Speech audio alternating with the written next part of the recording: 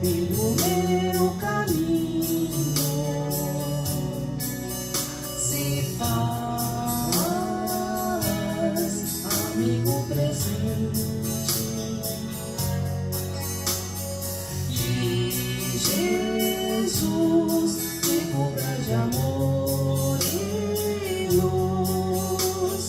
Possa eu acompanhar seus passos, pois entre teus braços me sinto feliz, me sinto feliz, me sinto feliz. Que Jesus te cubra de amor e luz. Possa acompanha seus passos, pois entre teus braços me sinto feliz, me sinto feliz, me sinto feliz.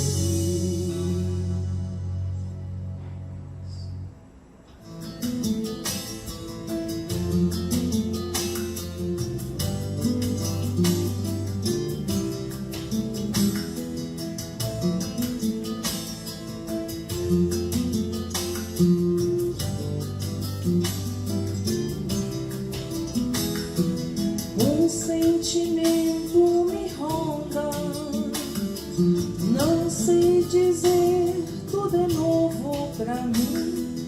Meu coração se renova, sinto a esperança invadir o meu ser. Quero ser manso, ser limpo, ser justo e pobre de espírito ser. Tua palavra me sonda, me conta de um reino que espera por mim. Eu te ofereço meu pranto, as dores da alma que quer renascer.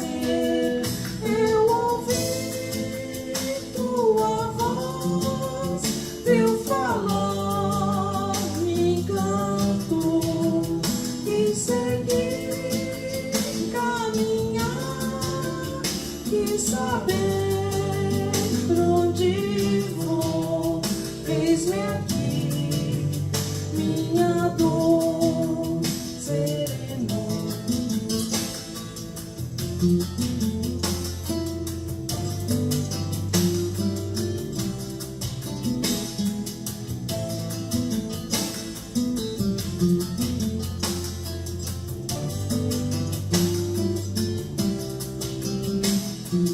Um sentimento me ronda, não sei dizer, tudo é novo pra mim.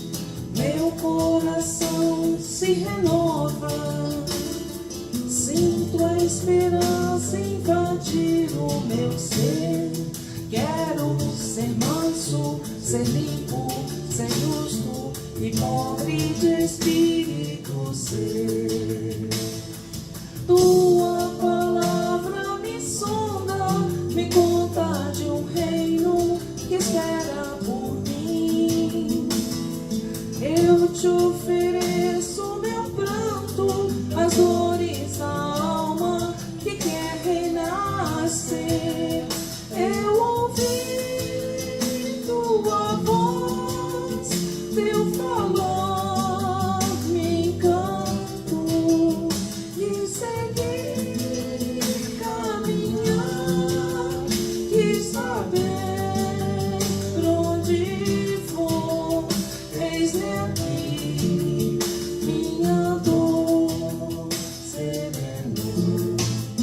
Eu ouvi tua voz, teu falar me encantou, quis seguir, caminhar, quis saber pra onde vou. Eis-me aqui, minha dor serenou.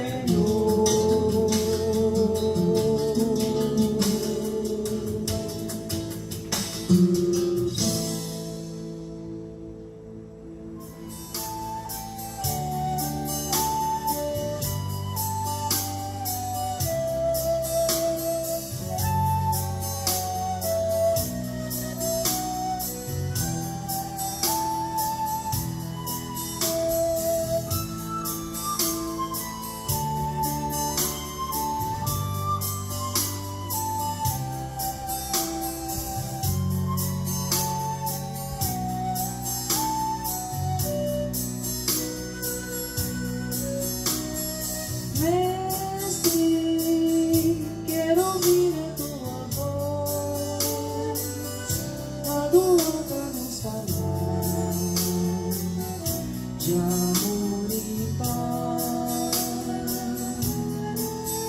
Sentir a emoção do teu sorriso e no brilho do olhar a luz do Criador. Bem-aventurados os simples, bem-aventurados os mansos, bem-aventurados os que choram, porque é deles o reino dos céus. Vós sois a luz do mundo, vós sois o sol da terra, vós sois a esperança. Sede perfeitos como vosso Pai. Mestre, quero ouvir a tua voz, lá do alto nos falar de amor e paz. Sentir a emoção do teu sorriso e no brilho do olhar a luz do Criador. Bem-aventurados os simples, bem-aventurados os mansos, bem-aventurados os que choram, porque é deles o reino dos céus. Vós sois a luz do mundo, vós sois o sol da terra, vós sois a esperança. Sede perfeitos como vosso Pai. Mestre, quero ouvir a sua voz, lá do alto nos falar de amor e paz.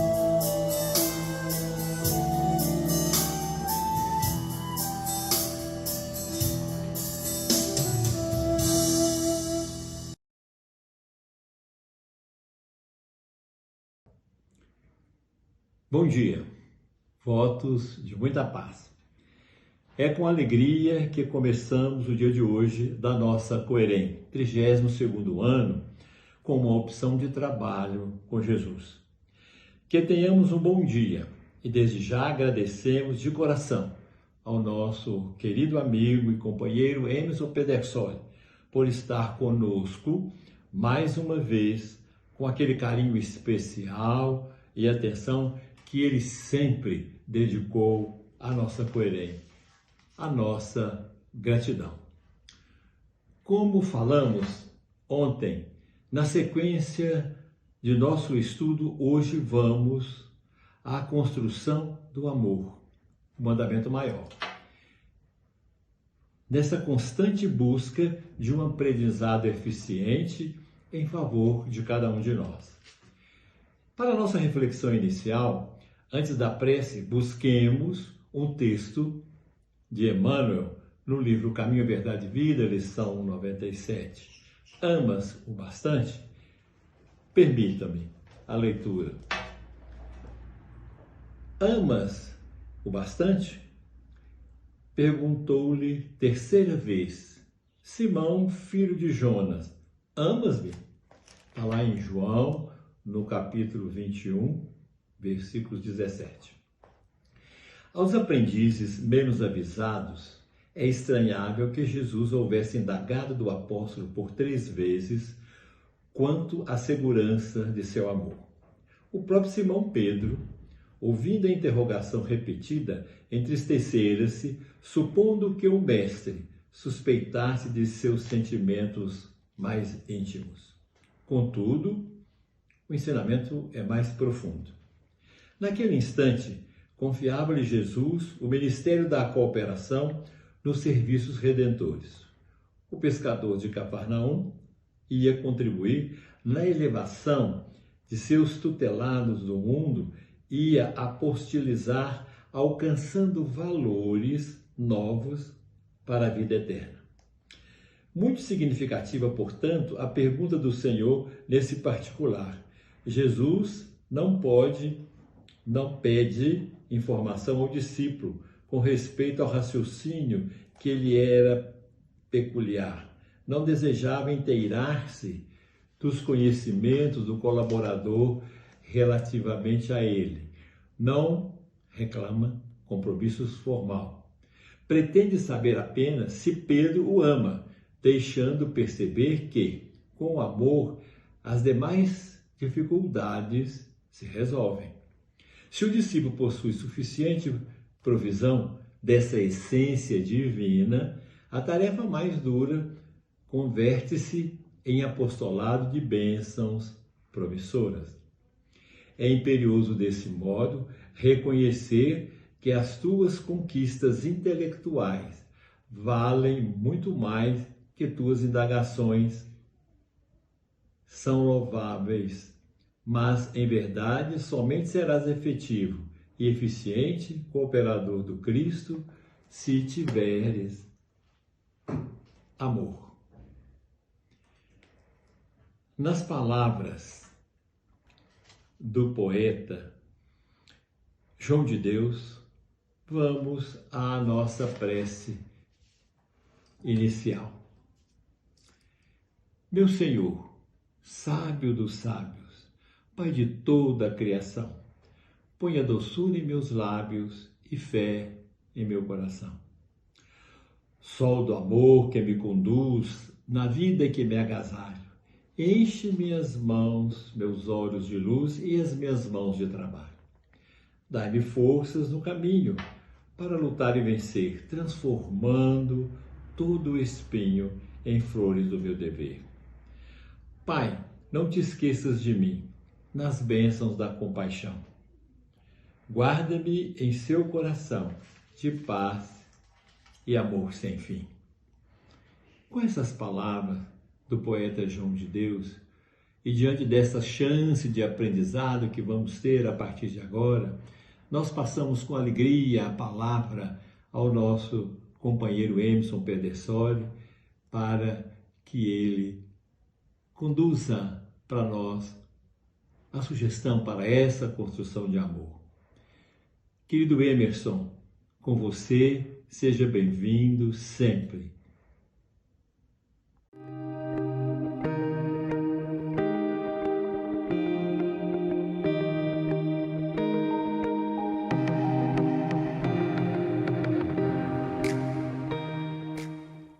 Olá, amigos. Eu espero que vocês estejam bem. Nós estamos iniciando este vídeo com o objetivo de atender algumas demandas em relação aos nossos questionamentos sobre o amor, o convívio com o outro, o convívio conosco, mas acima de tudo, quando vem essa história a respeito do amor. Porque quando nós escutamos falar a respeito do amor, a gente escuta nos movimentos atuais, nos movimentos sociais. Mas imaginem vocês que quando Jesus falou para nós, amai os vossos inimigos, a gente vai ver uma colocação de Léo Buscaglia, que foi professor universitário nos Estados Unidos, da área da literatura. Inclusive, ele tem um livro que se chama O Amor, que é a sua tese de doutorado sobre o amor. Ele coloca para nós que amar os inimigos da forma que Jesus ensinou não é para a gente se prender a isso. Ele diz assim, primeiro é para a gente se preocupar em amar quem ama a gente. Ame quem te ama. Ame o pai, ame a mãe, ame os filhos, ame a esposa, ame o marido. Ame quem te ama. Depois que você tiver exercido o amor com quem te ama, comece a amar as pessoas que são chatas, porque tem muita gente chata na Terra. Vocês vão convir comigo que a gente tem que ter o cuidado, é para nós não acharmos todo mundo chato, porque senão o chato da história inverte e passa a ser a gente. Mas ele fala, ame quem te ama, depois ame as pessoas que são chatas e depois que você exerceu esse perfil de amor nas duas vertentes, começa o exercício do ensinamento de Jesus, amai os vossos inimigos. Mas imaginem vocês também que Jesus colocou isso há 2000 anos atrás. Mas se nós nos atentarmos para as colocações sobre o amor, se a gente for lá na Bíblia, nós vamos ver em Moisés, em Levítico, ele coloca para nós, amai o próximo como a ti mesmo. Moisés, entre 1500 a 2000 anos antes de Jesus, Moisés falou pela primeira vez, amai o próximo como a ti mesmo. Ele fala em Levítico, no capítulo 19, depois ele vai lá em Deuteronômio e repete, amai o próximo como a ti mesmo. Então, quando Jesus fala, não vim destruir a lei, se vocês se atentarem para esta colocação, ela está no capítulo 5 de Mateus, no versículo 17, ele fala assim, não vim destruir a lei, e nem os profetas, eu vim cumprir a lei. Ora, a lei é amar o próximo como a ti mesmo, mas ele traz um novo ensinamento, amai os vossos inimigos. Entendam que Moisés falou em amar o próximo como a ti mesmo. Mas se a gente caminhar saindo do movimento bíblico e caminharmos para a área da filosofia, nós vamos ver Empédocles falando a respeito do amor. Muito antes de Jesus, aproximadamente 500, 600 anos antes de Jesus, Empédocles, ele colocou que o amor é o sentimento que preside a ordem do mundo. Tudo vem a partir do amor. Ele falava naquele momento de divindade. Depois de Empédocles, Heráclito, ele colocou que o amor é um sentimento tão cheio de contrastes que não é para a gente se preocupar com as definições profundas a respeito do amor. Parece que Heráclito passou meio despercebido por essa definição. Não que ele tenha esquecido do movimento de amar, mas ele pediu para a gente não se preocupar. Sócrates, que vem depois dele, diz assim, em relação a definir o amor, ele não se preocupou desta forma. Ele construiu uma doutrina que se chama doutrina maiêutica, aquela que reúne tudo e todos em torno do Criador, mas não simplesmente no silêncio, a partir dos questionamentos, aonde existem situações de questionamento, de perguntas e respostas, o diálogo, o envolvimento, o conflito, aonde vai trazer o acréscimo das ideias. Sócrates, quando ele dizia que só sei que nada sei, não era tolice de Sócrates e nem uma humildade falsa. Ele sabe que ele nada sabia, mas ele sabe que ele nada sabia em relação a tudo que é dito. Só sei que nada sei, ele quer dizer para nós, só sei que nada sei que o outro não saiba. Só sei que nada sei em relação àquilo que o outro saiba, que eu também preciso aprender. Só sei que nada sei no momento que eu junto com o outro e nós dois saberemos juntos e trocaremos informações.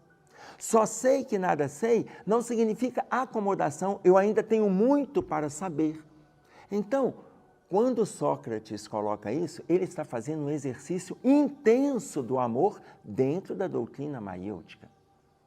Como vocês podem ver, quando nós vamos falar a respeito do amor, a gente vai historiar, seja na Bíblia, seja na filosofia, seja no movimento social atual. Felipe Pinel, que viveu entre nós no século XIX, foi o psiquiatra mais jovem que assumiu a direção do Hospital de La Bicêtre, na França, em Paris. Quando ele assumiu a diretoria do hospital, a primeira providência que ele tomou foi libertar os loucos que estavam acorrentados nas pilastras do porão do Hospital Psiquiátrico em Paris. O conselho do hospital se reuniu porque eles entenderam que Felipe Pinel estava enlouquecendo. Um jovem psiquiatra toma a atitude de ir lá e libertar os loucos. Perguntaram para ele o que ele iria fazer, por que ele estava libertando os loucos. E ele disse que ele não poderia assistir aqueles loucos aprisionados. Ele não poderia assistir. E o que ele faria? Olha a resposta dele. Eu vou amá-los. Eu vou fazer com que eles se sintam gente outra vez. Eles não podem ficar acorrentados como se fossem animais. Ora, Felipe Pinel, ele estava dando um passo largo para a psiquiatria trabalhar nas questões do sentimento na relação com o outro, independente do quadro mental que este outro traz para consigo. Então, se nós viajarmos nas definições, nós podemos pegar a Bíblia, nós podemos trazer para a filosofia, nós vamos trazer para a ciência, mas nós vamos trazer numa ótica mais estreita ainda, que eu quero afunilar sobre essas questões do amor, sobre a nossa relação com o sentimento, mas principalmente dentro do que define a Organização Mundial de Saúde, até chegar no nosso movimento atual.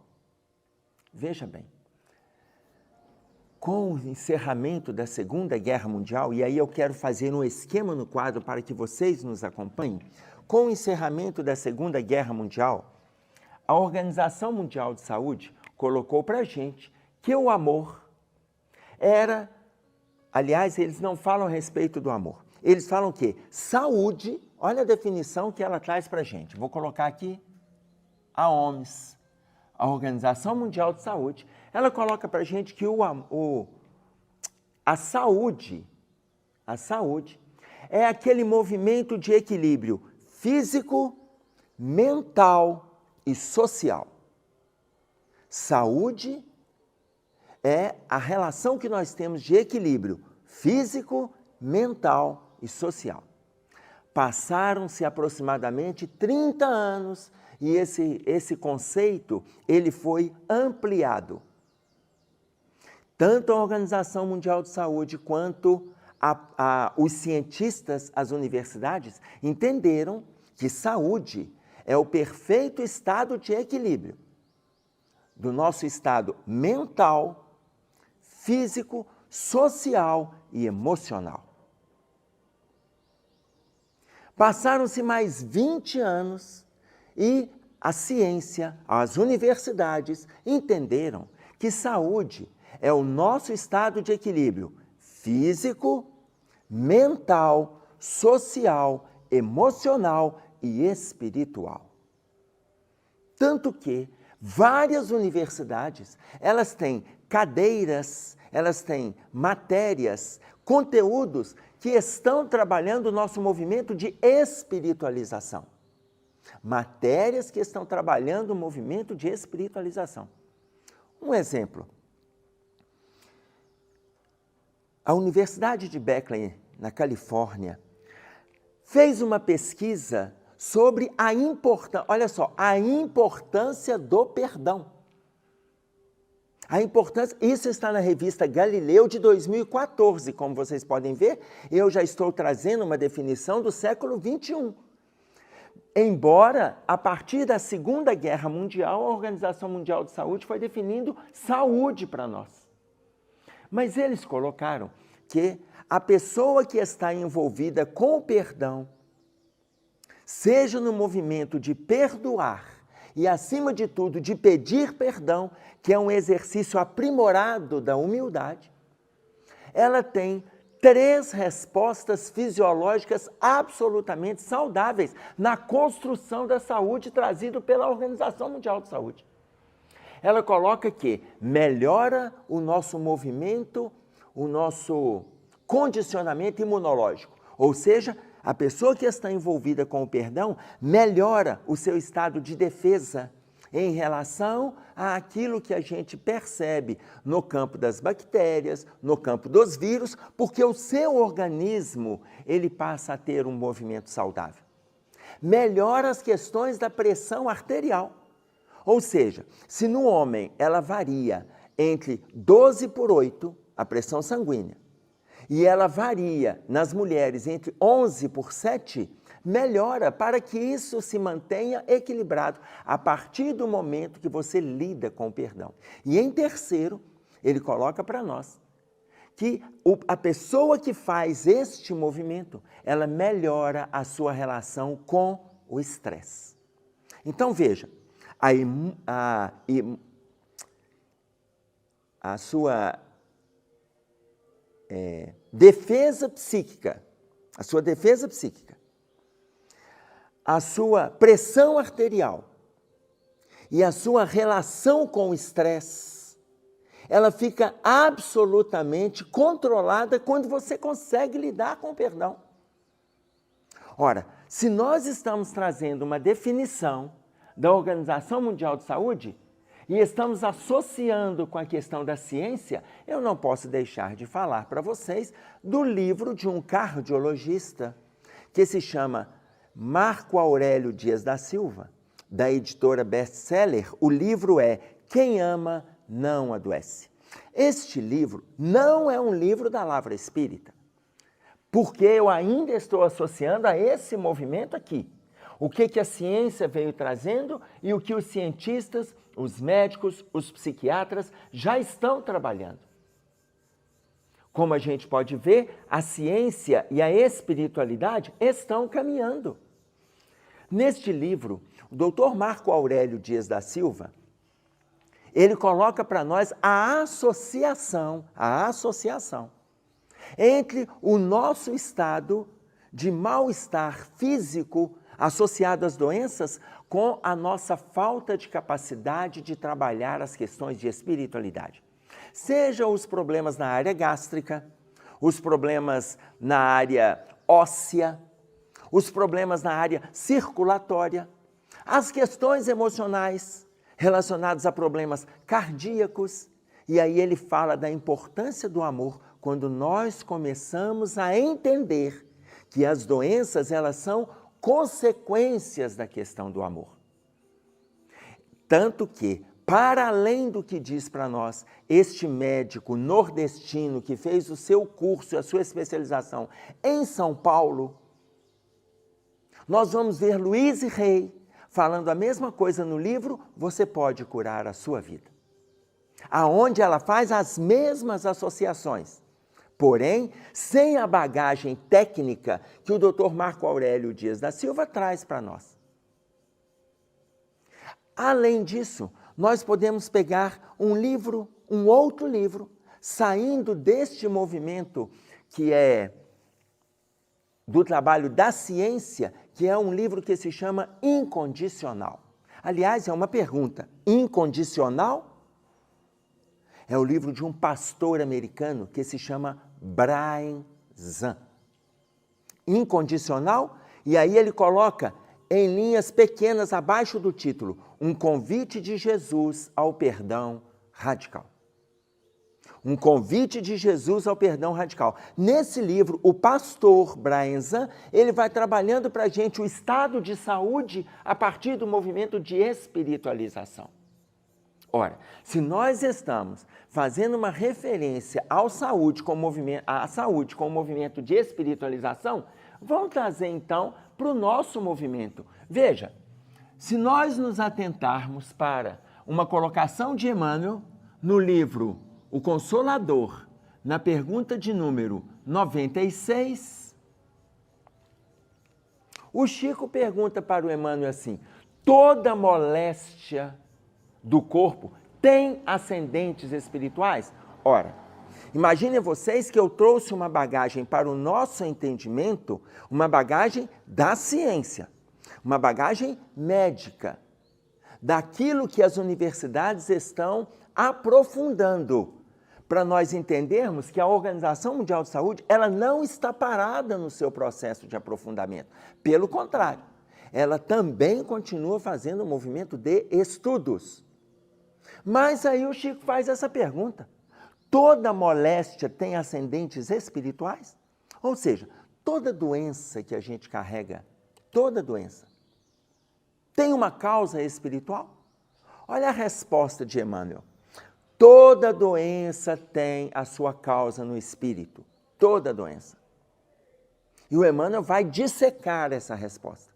Porque ele coloca que no espírito também estão as condições e o movimento de cura que a criatura pode proporcionar. Nessa resposta, ele fala para nós sobre a farmacopeia. E ele fala: os medicamentos, eles existem para nos ajudar, mas não para resolver.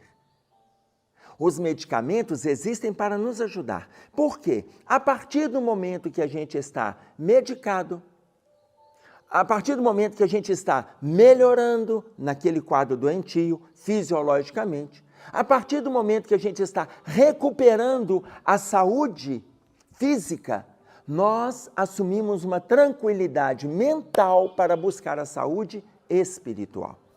Então, a causa está no espírito, mas é no espírito também que se encontra a solução. Então, observem vocês. Aí o Chico continua ali no movimento de indagação, o Emmanuel coloca para ele, inclusive, o próprio movimento reencarnatório já é uma estação de cura. Atentem-se para isso. O próprio movimento reencarnatório já é uma estação de cura. Porque quando a gente está na Terra, a gente tem que rever uma série de conceitos, de valores, de relações, de perspectivas, de metas, de intenções que estão gravadas no nosso inconsciente profundo e que muitas vezes precisam ser freadas diante dos nossos ímpetos. O movimento reencarnatório nos possibilita essa porta. Ora, se o movimento reencarnatório nos possibilita, o que hoje mais nos adoece? O que mais nos adoece? Imaginem vocês, quando eu faço a pergunta em vários grupos que a gente vai, eu costumo fazer a seguinte pergunta: qual foi a última fala de Jesus quando ele esteve conosco aqui na Terra? Quando eu faço essa pergunta, a primeira coisa que vem na nossa cabeça, e provavelmente na de muitos de vocês, a primeira coisa que é: Senhor, perdoai porque não sabe o que fazem. Pai, perdoai porque não sabe o que fazem. Esta é a última, mas isso é o resultado do nosso movimento doentio, trazido pelo inconsciente profundo, conforme coloca Jorge André para nós no livro Dinâmica Psi, no livro Forças Sexuais da Alma, no livro A Visão Espírita nas Distonias Mentais. O nosso inconsciente profundo vai trazendo situações de culpa. Atenção, situações de culpa. Tanto que a Joana de Ângeles tem uma mensagem que se chama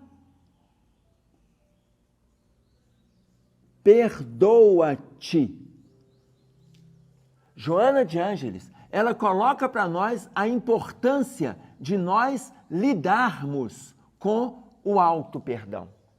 Lidarmos com o auto-perdão. Para a gente não ficar assimilando culpas. Mas o nosso movimento de consciência pesada, baseado no inconsciente, mas eu estou falando lá atrás, nós ainda estamos carregando culpas. Essa culpa nos adoece. Essa culpa. Aí vocês estão assim, mas como saber daquilo que eu fiz? Ainda que a gente não saiba daquilo que a gente fez, a gente tem uma ideia das tendências que a gente tem. São as doenças que nós trazemos no bojo da alma, que adoece o nosso estado como um todo, o que dificulta nós termos saúde. Dificulta a gente ter saúde. Agora, imaginem vocês, ela fala, perdoa-te. E aí eu volto no questionamento. A última fala de Jesus. Não foi, Pai, perdoai-lhes porque não sabem o que fazem. Porque quando Jesus fez esta colocação, ele depois chega e fala para Deus, em tuas mãos entrego o meu espírito. Depois ele vai nas zonas mais profundas de sofrimento e quando ele retorna, ele é recebido por Maria, não Maria, sua mãe, mas que foi lá no sepulcro para ungir o corpo. E no momento que ele vai fazer o contato com ela, a hora que ela se aproxima, ele chega e fala para ela, não me toques, porque ainda não retornei ao meu Pai. Mas diga aos meus irmãos que esta noite estarei reunido com eles. Quando ele fala, não me toques porque ainda não retornei, o que ele fez naquele movimento de ausência do sepulcro? A ausência. Maria Dolores, ela coloca para nós numa psicografia do Chico que ele foi visitar as zonas mais profundas de sofrimento. Algumas pessoas nos movimentos religiosos, principalmente no movimento espírita, dizem que ele foi resgatar Judas. Ele não foi resgatar Judas. Por quê? Porque para resgatar Judas, ele teria que infringir uma lei, a lei de ação e reação. Judas acabou de cometer um crime, ele tirou a própria vida. Ele não foi resgatar, ele não foi tirar Judas de lá. Maria Dolores coloca que ele foi levar o conforto para Judas e para aqueles que lá estavam. Porque um grande amigo não esquece, olha a fala de Dolores, não esquece de um outro amigo envolvido nas trevas da dor. Então Jesus, ele foi levar o conforto para Judas. Depois ele volta, quando ele é recebido por aquela mulher, e ele fala, não me toques, porque ele estava trazendo essas impregnações. Ainda não retornei ao meu Pai, mas diga aos meus amigos que esta noite estarei reunido com eles. Enfim, ele se reúne com os discípulos, e embora ainda estejamos envolvidos com a culpa no nosso estado interno, nós vamos ver em Mateus, no capítulo 28, no versículo 20, a última colocação de Jesus, que esteve conosco na terra, é a maior mensagem de esperança que sequer a gente ainda não conseguiu fixar. A gente ainda não conseguiu se envolver com ela. Quando ele diz, eis que estarei convosco até a consumação dos séculos. Eis que estarei convosco até a consumação dos séculos, ele está colocando de forma clara para nós, clara, que se nós quisermos saúde, a gente precisa se envolver com a espiritualidade. Se nós quisermos saúde, a gente precisa se envolver com Cristo, em tudo aquilo que ele trouxe para oferecer para a gente. E aí, eu não estou colocando em relação à doutrina espírita, independe de religião. Eu quero saúde. Agora, imaginem, mas como que eu vou me libertar dessa culpa? Como? Eu não sei nem o que eu fiz. É vero que você não sabe. Graças a Deus. Graças a Deus existe a questão do esquecimento. É bom que a gente não saiba. Mas o que diz Emmanuel? Basta nós observarmos as nossas tendências, basta nós observarmos o nosso desejo e o tipo de pessoa que a gente gosta nas nossas relações. Olha bem a fala de Emmanuel, nós vamos saber por onde a gente caminhou, o que a gente fez e com quem a gente esteve. Eu não preciso de ter acesso ao movimento autoagressivo que está gravado no meu inconsciente. Eu não preciso. Se eu preciso conquistar a saúde, eu preciso fazer isso da forma mais simples. Por enquanto eu estou fazendo as colocações sobre saúde. Mas por quê? Porque não tem como eu ter amor se eu não for uma pessoa saudável. Então, por enquanto eu estou falando sobre a importância da saúde no nosso dia a dia, porque eu preciso de ter saúde para conquistar o movimento de amor trazido por Jesus lá. Como que eu vou falar de amor para as pessoas se eu ainda não sou saudável, porque eu me adoeço nos processos complicados que eu trago na minha mente? Como que eu vou falar de saúde? Aí a irmã Sidufo, no livro Reforma Íntima Sem Martírio, ela vai colocar no capítulo 12, que se chama Ser Melhor. Ser melhor. No Reforma Íntima Sem Martírio, capítulo 12, vou colocar aqui, Reforma Íntima Sem Martírio, para que vocês acompanhem. No Reforma Íntima Sem Martírio, ela coloca para a gente que é importante nós nos atentarmos para sermos melhores. Ela não diz que é para a gente ser o melhor. Ela não fala isso. Ela fala que é para a gente ser melhor. O que você dá conta de melhorar na sua vida? O que eu dou conta de melhorar na minha vida? Eu preciso ser melhor. Observa o que as pessoas falam a seu respeito. De repente, as pessoas estão fazendo uma revelação que você precisa lidar com elas. Mas como uma revelação? Se a pessoa chegar para você e falar assim, você é muito chato. Só que, às vezes a pessoa fala brincando, às vezes ela falou sério. Observa em que aspecto ela diz que você é chato. Para quê? Para que você faça movimento de mudança. Se a pessoa falar com você que você é muito ciumento, que você é muito possessivo, que você é agressivo, ok. Observa o que você precisa mudar para fazer movimento saudável de ser melhor. Você não vai ser o melhor, não é isso não. Você não tem que ser o melhor marido da Terra. Você não tem que ser a melhor esposa do planeta. Você não tem que ser o melhor pai, a melhor mãe que existe, que já passou no plano físico. Não é isso não. Você não tem que ser o melhor trabalhador da empresa. Você tem que ser melhor. Melhor. Melhore. Melhorar dia a dia um pouco, todos nós podemos. Ser melhor. Quando eu trabalho o ser melhor, trazido no livro Reforma Íntima Sem Martírio, eu estou trabalhando o movimento de esperança que está nascendo dentro de mim. Eis que estarei convosco até a consumação dos séculos.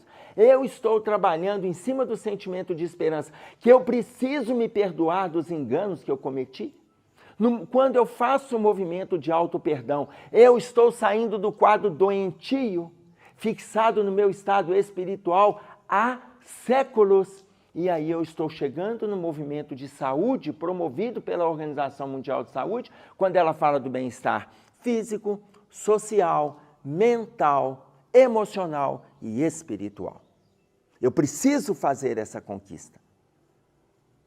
Para eu fazer essa conquista, eu preciso do perdoa-te, eu preciso me atentar para ser melhor, e aí eu preciso caminhar numa outra direção, que se nós estamos fazendo ainda referência ao perdoa-te, agora nós vamos nos atentar para o perdão em relação ao outro. Ou seja, no livro O Consolador de novo. Como vocês viram aqui na pergunta 96, agora eu quero citar para vocês a pergunta 338. Por que, olha a pergunta que o Chico faz para Emmanuel. Por que Jesus ensinou perdoar 70 vezes 7? Na minha relação com o outro, por que Jesus ensinou a perdoar 70 vezes 7 vezes? Aí, olha bem a resposta de Emmanuel. Muitas vezes, não é porque você vai perdoar 70 vezes 7.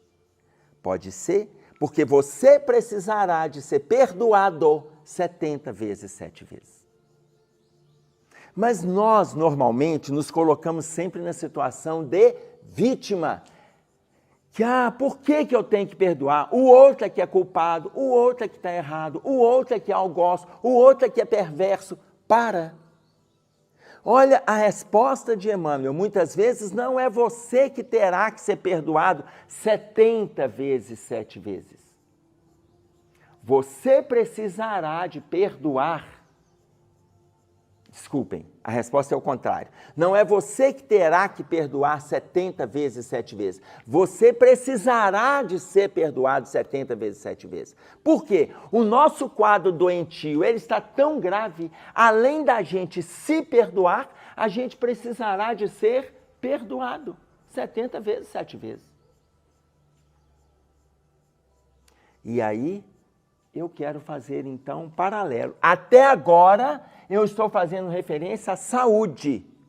Agora eu quero fazer um paralelo com as questões do amor. Mas não o amor para as relações que a gente tem com o outro. Por quê? O André Luiz, no livro Sinal Verde, ele coloca para nós assim: o amor, na sua essência, será aquilo que você fizer dele. Eu vou repetir essa frase pela profundidade que ela carrega, para vocês levarem isso para a eternidade. O amor, na sua essência, será aquilo que você fizer dele. Guardem isso. Se o amor, na sua essência, será aquilo que você fizer dele, ora, cada um vai conceber o amor de uma forma. Cada um vai entender o amor de uma forma. Cada um vai vivenciar o amor de uma forma. Cada um vai captar o amor de uma forma. O amor, na sua essência, será aquilo que você fizer dele. Aí, eu vou trazer para vocês uma fala de Jesus em Mateus, no capítulo 5, quando ele vai colocar para nós, me parece que está nos versículos 25 e o 26, quando ele diz para nós assim, eu estou colocando me parece, mas vocês vão acompanhar aqui no vídeo, caso eu esteja errado nessa informação. Reconcilia depressa com os teus adversários, enquanto estás a caminho com ele. E aí a gente começa a pensar nos nossos adversários. Eu sei, vocês estão pensando no cunhado, na sogra, no marido, naquela esposa que você não consegue separar dela, você acha que aquilo ali é adversário. Não, gente, não é esse adversário. Reconcilia com o teu adversário enquanto estás a caminho com ele. Qual é o seu adversário? Qual é o seu maior adversário? Qual é o seu principal adversário? Só que, quando ele coloca para nós, reconcilia com o teu adversário, é seu, esse é seu. Se é um adversário seu, vamos lá no Obras Póstumas. Obras Póstumas. No capítulo, no item 58. O homem é o obsessor de si mesmo. Olha bem, Obras Póstumas, no item 58, o homem é o obsessor de si mesmo. O que ele está colocando para nós aqui? Nós somos o adversário de nós mesmos. Ora, eu volto na questão do amor. Como que eu vou amar lá se eu não estou dando conta de amar os próprios adversários que eu tenho? Eu não estou dizendo que eu tenho que ter aversão a mim. Não tenho que ter antipatia a mim. Não é nada disso, gente. Eu preciso reconhecer os meus adversários para eu trabalhar no movimento do perdoa-te, para que eu entenda que o outro também tem as suas dores e eu esteja pronto para amá-lo. O homem é o obsessor de si mesmo. Ou seja, é a mesma coisa de nós colocarmos o homem o adversário de si mesmo. Eu não preciso colocar os outros como meus adversários. Eu já sou meu próprio adversário. Se alguém fala comigo, levanta mais cedo, eu dou desculpa, eu falo da preguiça, hoje eu estou muito cansado, eu não estou conseguindo fazer nada. Eu vou colocando todo um investimento de apatia dentro de mim, que eu sou o meu adversário.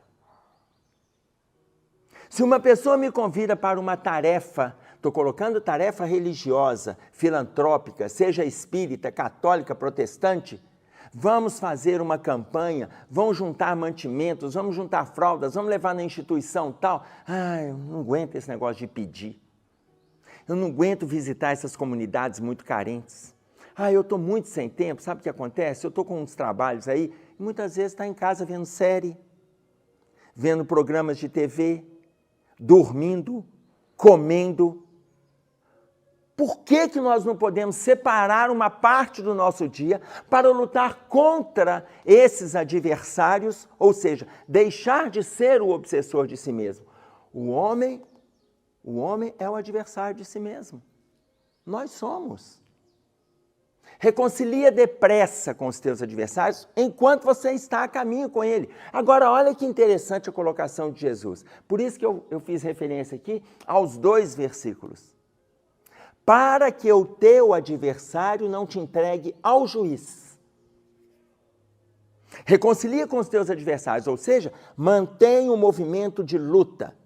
Mantenha o movimento de luta. Porque se você se acomodar, os teus adversários te entregam ao juiz. Sabe quem é o juiz? A tua consciência.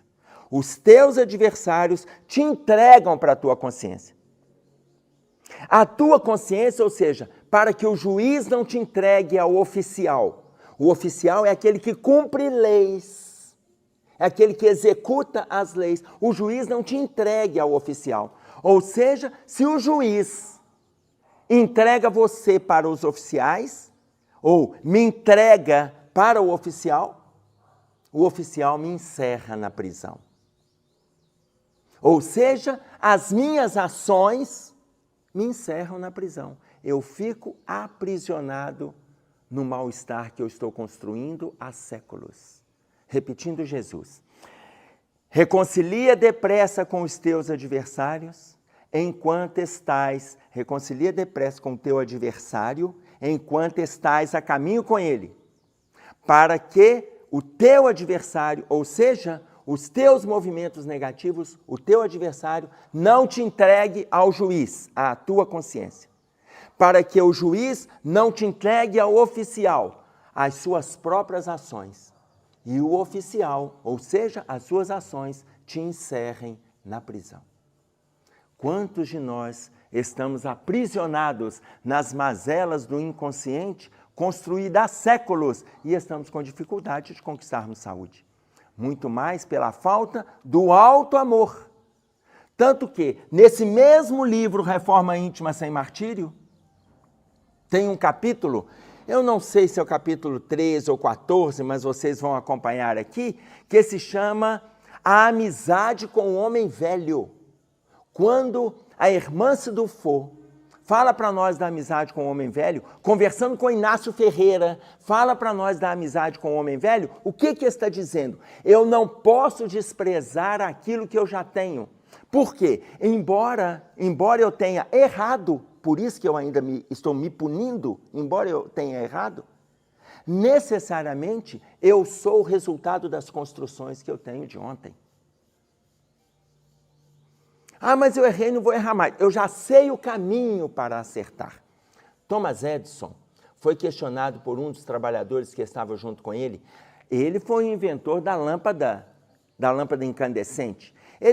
Quando ele tentou, por volta do número 700, essa invenção, ele foi questionado por que ele ainda iria insistir. Se ele não consegue fazer esse movimento, por que ele ainda iria insistir? Ele falou assim, mas é agora que eu estou próximo de inventar. Agora que eu estou próximo. Aí os trabalhadores com ele falaram, mas como? O senhor já tentou 700 vezes? Ele falou, não, eu tentei 700 vezes, significa que eu já tenho 700 caminhos que eu não preciso seguir. Veja, são 700 caminhos que eu não preciso seguir, porque qualquer um deles me leva para o lugar errado. Então, o que ele diz? Eu já estou próximo da invenção. Só para a gente ter uma ideia, registrado, Thomas Edison tem aproximadamente 1033 patentes. Foi um dos maiores inventores do século XX. E aí eu estou colocando 19, 20. Foi um dos maiores inventores dos séculos passados.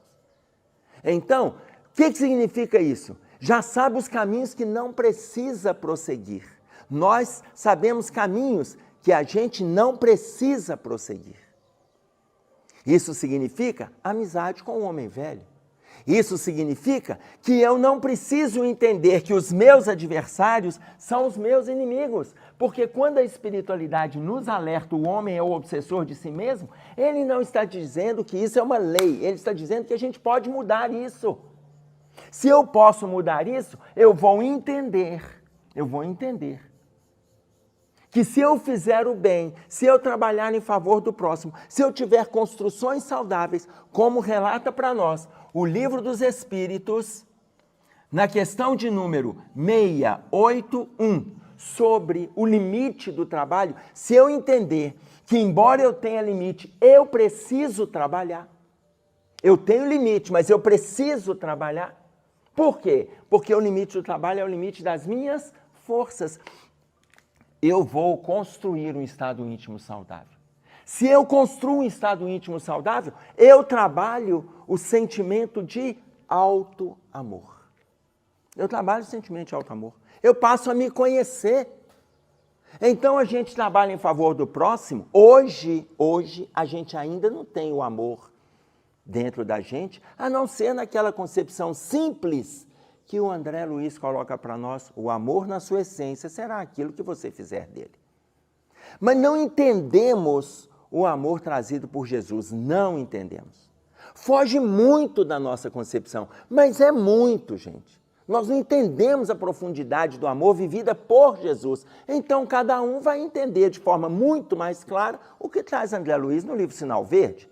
O amor na sua essência será aquilo que você fizer dele.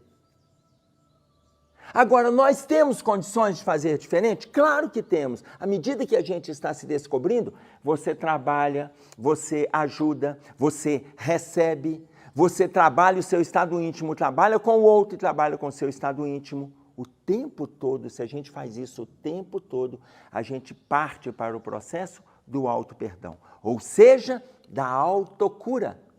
Da autocura. Agora, vamos pegar uma referência no livro Obsessão e Desobsessão. Obsessão e Desobsessão. Porque ali, na introdução do livro,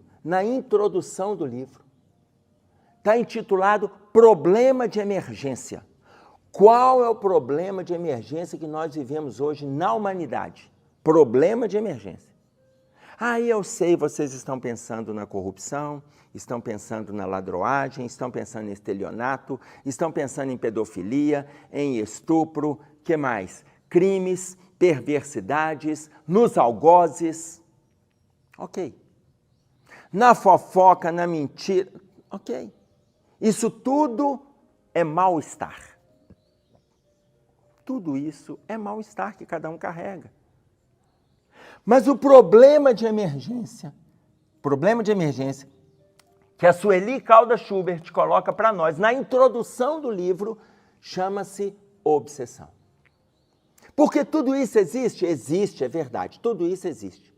Mas isso está relacionado ao nosso estado íntimo perturbado. Tanto que a palavra obsessão, ela discute isso para nós do latim, no capítulo 3, obsessione, significa perseguição. Mas pode ser perseguição de desencarnados para encarnados? Pode. Mas pode ser a autoperseguição. Aí eu volto nos adversários. Porque se eu sou o meu principal adversário, eu não estou falando de adversário físico, eu não estou falando de adversários desencarnados, todos nós conhecemos, você vai lendo, mas você tem um adversário íntimo. Seja no campo da fofoca, no campo da agressividade, no campo da mentira, no campo da omissão, no campo da indiferença, no campo da vaidade. Seja no campo da indisciplina, no campo da preguiça, no campo da ociosidade, no campo do desânimo. Nós temos adversários íntimos. Nesse livro, no capítulo 6, veja, a introdução fala do problema de emergência, obsessão. No capítulo 3 fala o que é a obsessão, e ela vai dissecando o termo. No capítulo 6 ela conta a história de uma senhora. É uma senhora que sofria fortes dores nas pernas. E depois dela receber orientações de diversos profissionais da área da saúde e não teve nenhuma solução, ela resolveu buscar uma casa espírita por indicação de uma amiga. Trabalhou 1 ano, trabalhou 2 anos, 3 anos, e ela envolvida com a casa espírita, envolvida com os trabalhos, com o estudo. Daí a pouco ela é convidada e vai participar da reunião mediúnica da casa. Quando ela chega na reunião mediúnica, estando ali há um tempo, uma determinada entidade se manifesta. Essa entidade se manifesta, o dirigente da reunião coloca para a entidade sobre a importância do perdão na relação com o outro, porque sentia que ele estava carregando ali o seu coração obscuro pelas adversidades que ele tinha vivido na encarnação anterior. E aí, esta entidade chega e fala assim: o meu problema é com fulana. Eu a perdoo, mas ela precisa reconhecer o engano que ela cometeu. Eu a perdoo. Mas o que houve? O dirigente conversa com ele. E ele fala assim: na última encarnação, eu era escravo. Eu era negro, escravo e trabalhava na fazenda dela. Ela me deixou amarrado no tronco. E ali, após vários açoites, eu continuei amarrado no tronco até que a morte me ceifasse a vida. Então, basta ela me pedir perdão por aquilo que ela me fez, porque eu estava acorrentado no tronco pelas pernas. As fortes dores que ela sente nas pernas é em função da vinculação, porque eu estou ligado no corpo dela. Basta ela me pedir perdão por aquilo que ela me fez e eu a liberto. O dirigente da reunião silencia e ela se manifesta: eu não vou pedir perdão para um negro escravo. Imaginem vocês, quando ela traz essa resposta, eu não vou pedir perdão para um negro escravo, ela estava falando da dificuldade íntima que ela trazia. Olha, para além do processo obsessivo, que ali estava um obsidiando o outro, existe a questão auto-obsessiva, quando entra o racismo, quando entra o preconceito, quando entra a arrogância. Processo auto-obsessivo.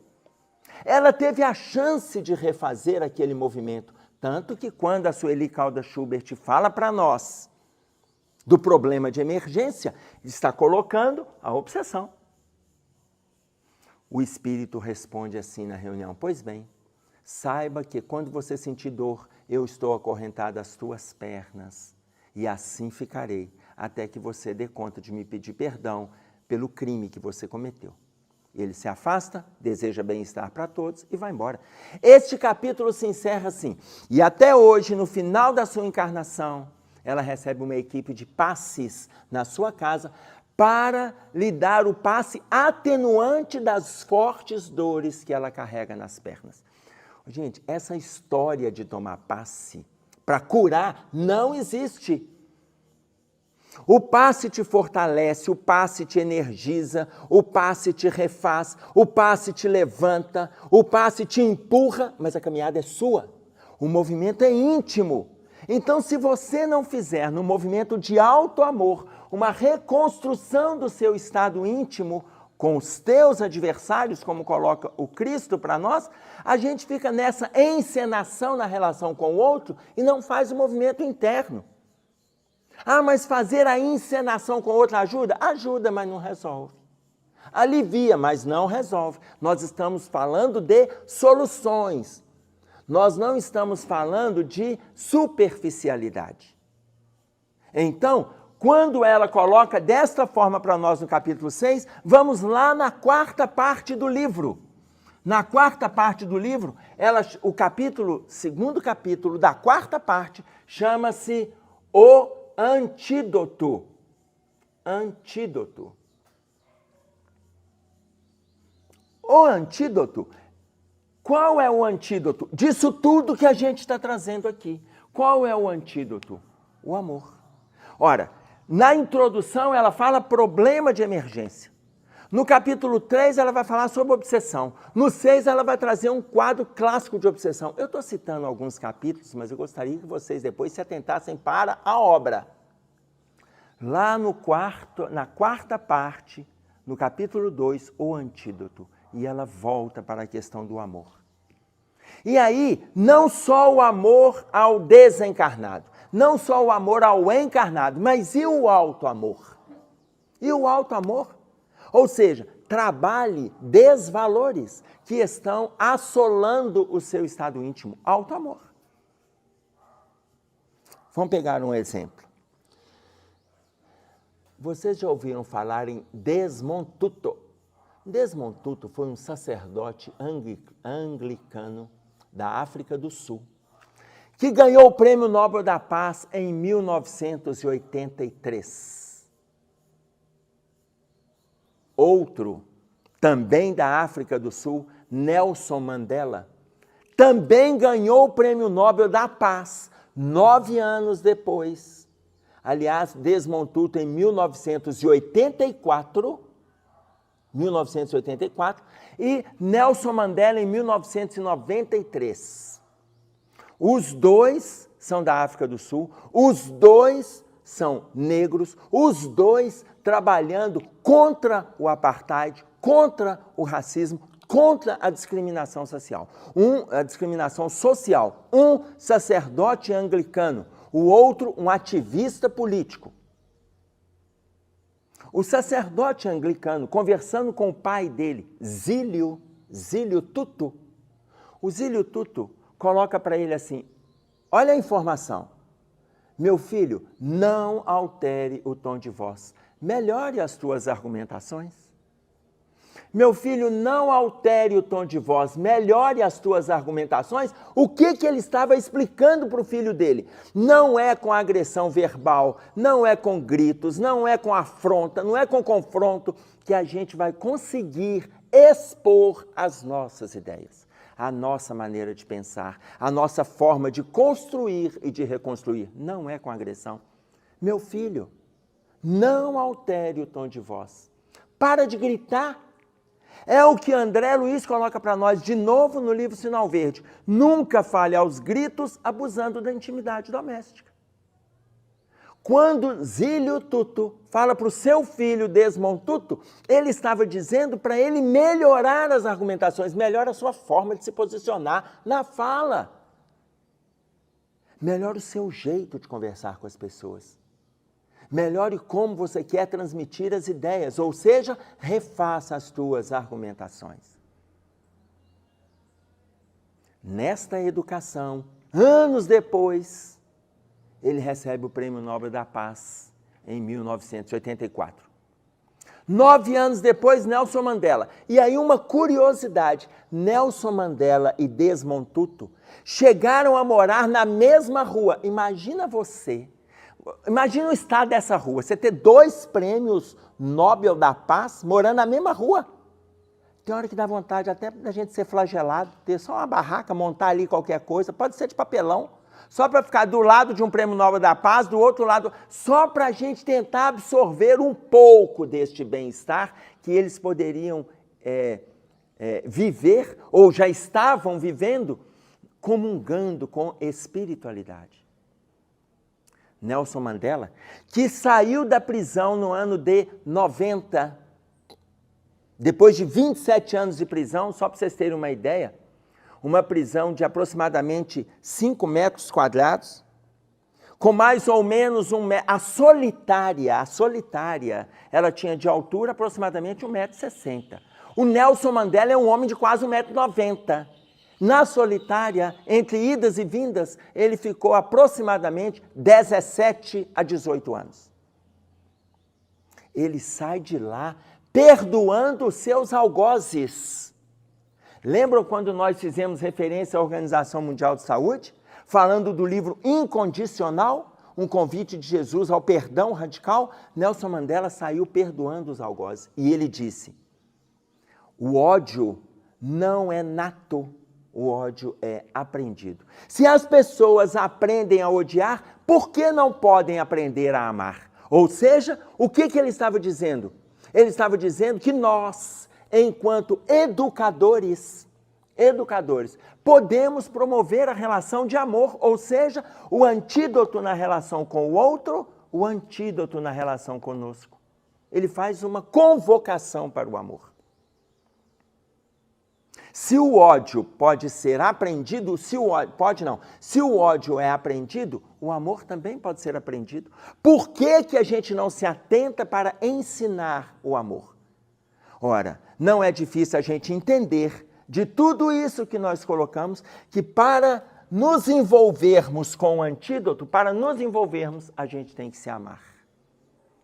Para eu me amar, eu tenho que me envolver com os meus adversários internos. Qualquer amor que eu tiver na relação com o outro, se eu não envolvo comigo, eu vou sempre diminuir o outro, sendo que muitas das dificuldades que ele traz, eu também trago. Muitos dos transtornos que ele traz, eu também tenho. Muitos dos problemas que ele carrega, eu também vivencio. Eu não vou diminuí-lo e não vou elevá-lo. Nós vamos trabalhar juntos. Por quê? No processo de trabalho na relação com o outro, ele também reconhecerá os seus adversários íntimos e ele aprenderá a se amar. Quando Sócrates encontra aquela frase, conhece-te a ti mesmo, na porta do templo de Delfos, quando ele encontra, ele não criou essa frase. Joana de Ângeles coloca isso para a gente no livro Vida, Desafios e Soluções. Quando Sócrates encontra essa frase e adota essa frase como uma postura de vida, ele está falando de auto-amor. Conhece-te, porque se a gente se conhecer, a gente muda o nosso estado íntimo. Conhece-te. E aí sim, no autoconhecimento eu trabalho com o antídoto, não na relação com o outro, na relação comigo. Conhece-te. Faz o movimento de autoconstrução. Eu disse para vocês do livro Incondicional, um convite de Jesus ao perdão radical. Ali tem uma história que eu gostaria que ela ficasse para as nossas reflexões. Porque se nós nos atentarmos, eu trouxe livros que têm a ver com a questão da ciência, eu trouxe livros que têm a ver com as questões religiosas, mas eu trouxe referências que têm a ver com a nossa questão individual dentro do lado espiritual. Então, veja bem, para nós termos referência do que esta obra traz para a gente, Incondicional, um convite de Jesus ao perdão radical. Antes dela, eu estou me lembrando de Maria Modesto Cravo, que esteve conosco aqui na Terra, que nos livros de Inácio Ferreira, ela aparece trazendo várias informações, vários conceitos no movimento autoavaliativo. E aí, Maria Modesto Cravo, em Uberaba, trabalhando com o Chico, com o Inácio Ferreira, com o Odilon. Quando ela saiu da igreja, porque ela esteve envolvida muito tempo com a igreja, quando ela saiu da igreja, ela foi execrada pelas colegas que trabalhavam no movimento religioso dentro da igreja, pelas amigas do movimento religioso. A coordenadora desse movimento, ela chegou para as amigas e resolveram presentear Maria Modesto Cravo no dia do seu aniversário. Ela resolveu presentear em nome das amigas, mas elas não concordaram com a saída de Maria Modesto Cravo do movimento religioso católico para abraçar a doutrina espírita. E aí mandaram um presente para a casa dela em nome da coordenadora. Uma caixa. Imaginem vocês uma caixa de sapato, embrulhado com papel de presente, ali no papel tinha um cartão. Quando ela abre o presente, havia um monte de fezes dentro da caixa. E no cartão estava escrito: eis o presente que você merece por ter abraçado esta malsinada doutrina espírita. Ela joga aquilo fora. Ela ora para as pessoas, para as amigas, não assume nenhum sentimento de antipatia, de aversão, de inimizade. Quando vem o aniversário da coordenadora do grupo, ela manda um arranjo de flores. E ela manda no cartão: feliz aniversário, fulana. Eis as flores que consegui cultivar com o adubo que você me enviou. Parabéns. Imaginem vocês a forma com que ela lida com aquela postura agressiva que ela tinha acabado de receber. Ora, eu estou trazendo um exemplo, uma referência de uma pessoa aqui pertinho da gente. Estava aqui conosco. O que eu estou dizendo para vocês? Ela usou naquele momento o antídoto. O antídoto que a Sueli Caldas Schubert fala no livro Obsessão e Desobsessão. O antídoto é o amor. Para lutar contra todo o movimento obsessivo que a gente cria dentro da gente. Eu uso esse antídoto lutando contra o processo obsessivo, mas eu tenho um instrumento para isso, que é o trabalho. Como o Livro dos Espíritos fala sobre a lei do trabalho. Mas eu vou colocar esse trabalho em prática a partir do momento que eu reconheço, como traz o Obras Póstumas, os adversários que eu carrego dentro de mim. Eu vou reconhecer esses adversários, porque o livro Obras Póstumas coloca o homem é o obsessor de si mesmo, na fala de Jesus. Quando ele fala para nós sobre os adversários. Como a gente fez referência aqui, reconciliai-vos com os teus adversários enquanto estais a caminho com ele. Ora, e um dos maiores adversários que eu trago comigo é o movimento autoagressivo. Por isso é que aqui o Emmanuel fala para a gente da importância do perdão. Mas para eu chegar nesse movimento aqui, para entender a importância do perdão, eu preciso avaliar os pequenos valores que eu trago no dia a dia. Seja melhor, conforme coloca Irmãs do Fogo. Seja melhor. Pequenas coisas, não é para a gente ser o melhor, como nós fizemos referência. Seja melhor. E aí vem um movimento de esperança, que é a mensagem de Jesus. Vocês estão vendo que eu estou fazendo um movimento contrário. A mensagem de Jesus, quando ele coloca para nós, eis que estarei convosco até a consumação dos séculos. Então, eu tenho tempo para me perdoar, conforme coloca Joana de Ângeles. Nesse momento de auto-perdão, por quê? Eu preciso dele. Eu preciso dele porque eu reconheço que eu sou doente, eu tenho dificuldades, eu trago transtornos, porque a causa das doenças, como coloca Emmanuel para a gente no livro Consolador, está no espírito. Ora, se eu quero ter saúde, conforme coloca a Organização Mundial de Saúde, é importante que eu faça o quadro do amor. É importante que a gente faça. Mas, para eu ligar a saúde, no movimento do antídoto, para eu ligar a saúde no movimento do antídoto, eu quero trazer para vocês, então, para a gente fechar, essa história que está lá no livro Incondicional. 1917, os turcos otomanos entraram na Armênia ceifando vidas. Os turcos otomanos, eles eram adeptos do sultão otomã desde o século XIII e XIV, que era um adversário ferrenho do Cristo. E os turcos otomanos entraram em diversos lares, principalmente aonde ali se caracterizava pela presença do cristianismo nas relações. Mas a parte que nos prende, porque na história coloca para a gente que foram ceifadas quase 2 milhões de vidas de armenos cristãos, entre homens, mulheres, crianças, idosos, pelos turcos otomanos. Mas a parte que nos prende, quando um grupo de soldados, comandado por um oficial, um pelotão, entrou em determinado lar e ali eles mataram os pais. O oficial matou os pais daquelas jovens. Depois ele estuprou as garotas mais jovens e entregou aquelas garotas mais jovens para os seus soldados fazerem a mesma coisa. E ele pega a garota mais velha e leva para a sua casa para atendê-lo nas suas viciações sexuais. Passaram-se os dias, passaram-se os meses, e depois de um tempo, esta jovem, sem saber o destino das suas irmãs, embora soubesse da morte de seus pais, porque ela assistiu, ela consegue sair desta casa.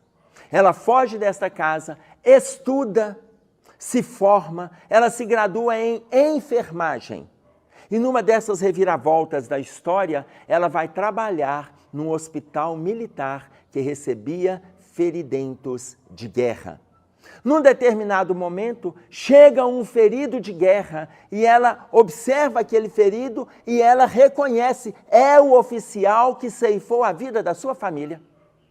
É o oficial que estuprou as suas irmãs e fez o mesmo com ela.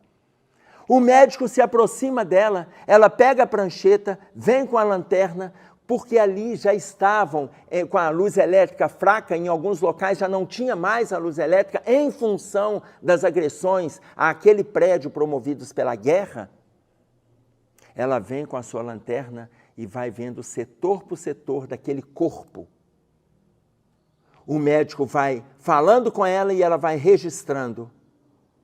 No final do registro, o médico disse para ela assim: olha, o quadro deste oficial é tão grave, mas tão grave, que se ele não receber um atendimento singular, ele não vai sobreviver. E ela começa a dar uma atenção para ele como ela nunca tinha feito pelos outros pacientes. Quando termina o horário de trabalho, ela está ali do lado dele. Ela ia tarde para sua casa e voltava antes do horário no dia seguinte. O primeiro leito que ela visitava era o daquele oficial. Ela dá continuidade a essa visita durante todo o dia. E novamente encerra o plantão e ela fica ao lado do paciente.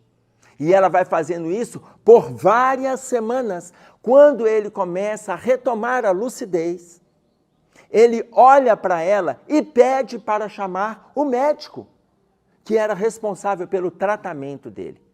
Quando chama, e ela se afasta, ela chama o médico e se afasta. Quando esse paciente, esse oficial olha para o médico, ele chega e fala para o médico que ele gostaria de agradecer tudo que ele tinha recebido. Ele está restabelecendo a consciência, está fisiologicamente se recuperando. As suas funções internas estavam retomando o seu funcionamento, o seu estado geral estava melhorando. Ele queria agradecer pelo que ele estava recebendo. E aí o médico disse: se o senhor precisa de agradecer a alguém, não é a mim que precisa fazê-lo. É a fulana. Declinou o nome da enfermeira, chamou por aquela enfermeira. E aquele paciente olhou para a enfermeira e disse para ela assim: mas eu te conheço. Quando ele olhou mais atentamente àquela enfermeira, ele disse para ela: eu te conheço, eu sinto que eu te conheço. Não é desse movimento de cuidado aqui para comigo, não. Eu sinto que eu te conheço. E ela disse para ele: o Senhor me conhece. O Senhor me conhece porque o Senhor entrou na minha casa. O Senhor matou os meus pais. Estuprou as minhas irmãs e me levou para a sua casa para atendê-lo nas suas viciações sexuais. Eu escapei. Depois de ter feito um movimento de fuga, estudei, me conscientizei e nesses movimentos de mudanças eu vim trabalhar neste hospital e hoje estou aqui te atendendo. Ele, impressionado com o discurso que ela tinha feito, com os olhos arregalados e as pessoas ali em torno, ele olhou para ela e perguntou assim: por que você não me matou? Se eu fiz tudo isso com você, por que você não me matou? E ela olhou para ele e disse assim: porque sou uma armena cristã e estou lutando para colocar em prática os ensinamentos de Jesus de amai os vossos inimigos. Por isso eu não te matei. Imaginem vocês que ela acabou de colocar em prática o movimento do antídoto, que a Sueli Caldas Schubert coloca para nós, que a Organização Mundial de Saúde vai colocar sobre a importância do amor na construção da saúde. sobre a importância do investimento na construção da saúde.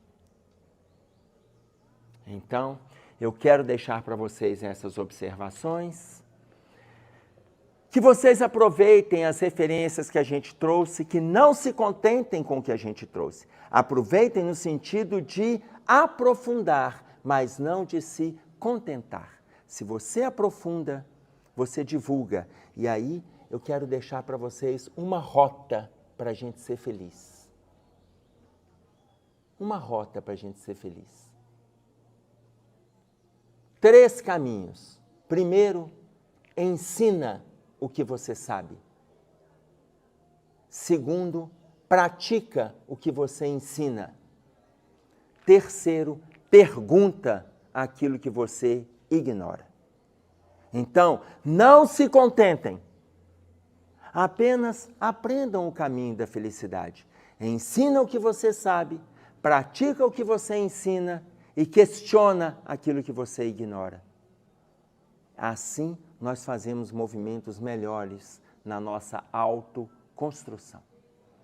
Eu vou agradecer a paciência de vocês, tomara que tenha valido as reflexões que a gente trouxe para este encontro. Um abraço a todos e até breve.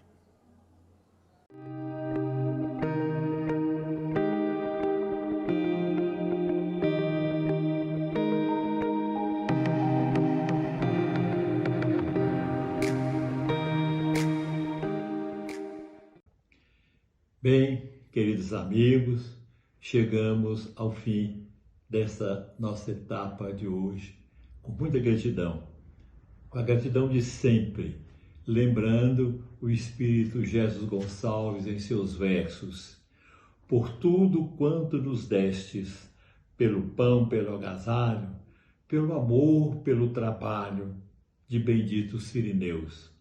Pedimos, na gratidão da nossa fé comovida, que o céu nos resguarde a vida na bênção da luz de Deus.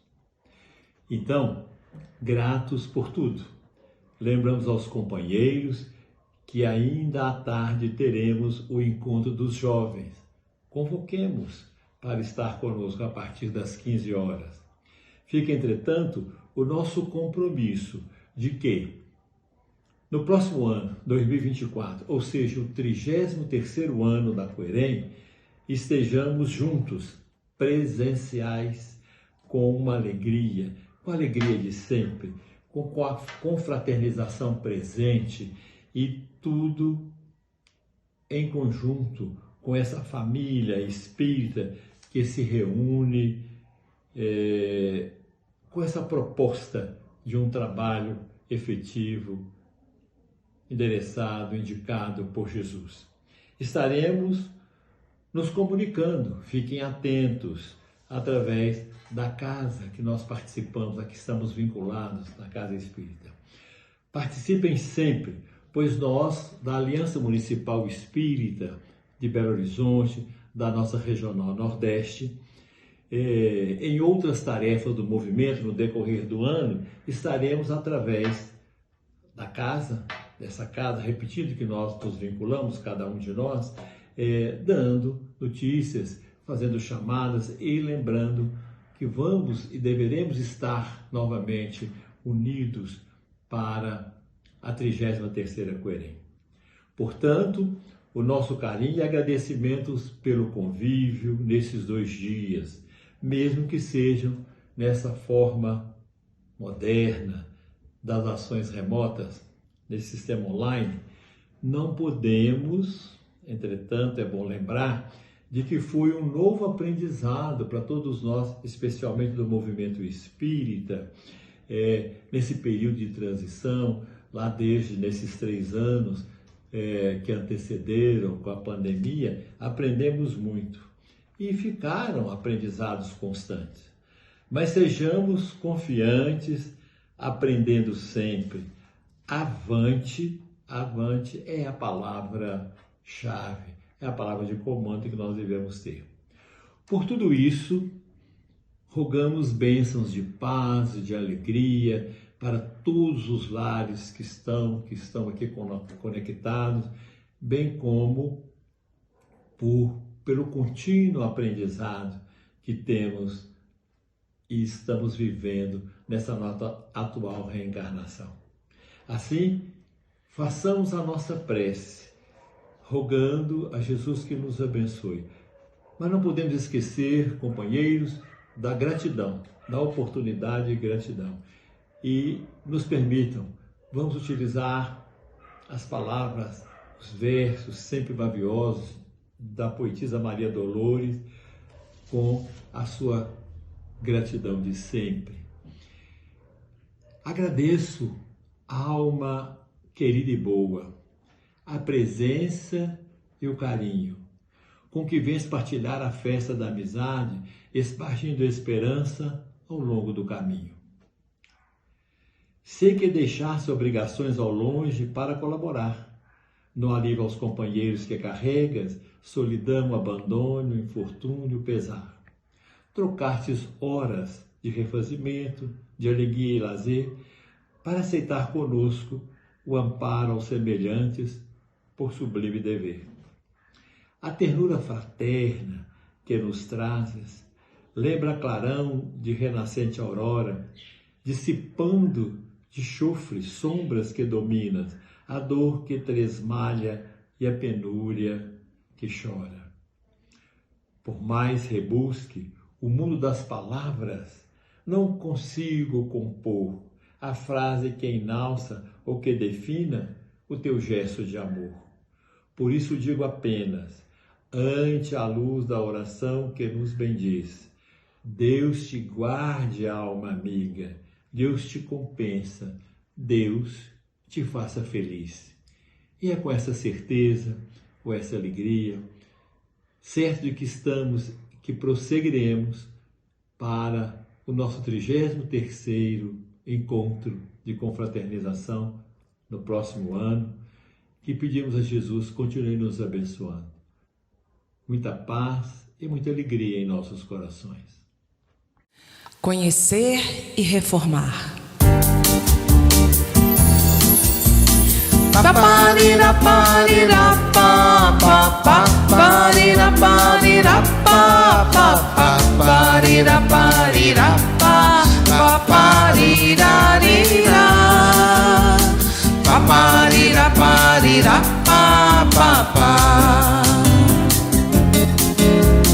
Vi a esperança chegar de mansinho, a paz inundar meu caminho, depois que eu busquei o amor.